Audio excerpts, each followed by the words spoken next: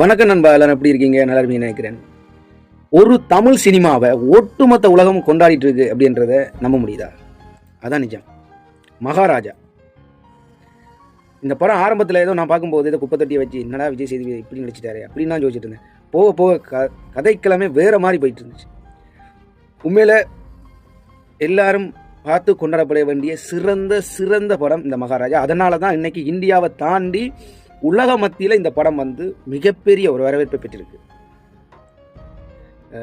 அந்த கதைக்களம் சிறப்பு. மற்றது அந்த அந்த பேர்த்டேக்கு அந்த பிள்ளைக்கு கிஃப்ட் பண்ணக்கூடிய அந்த செயினில் இருக்க காலடி தரமும், அந்த வில்லன் கடைசியாக தற்கொலை பண்ணினோன்னு அந்த பிள்ளை நடந்து போன அந்த காலடி தரத்தின் மீது இந்த ரத்தம் வந்து படம், இந்த ரெண்டு கனெக்டிவிட்டியும் வேறு லெவல்.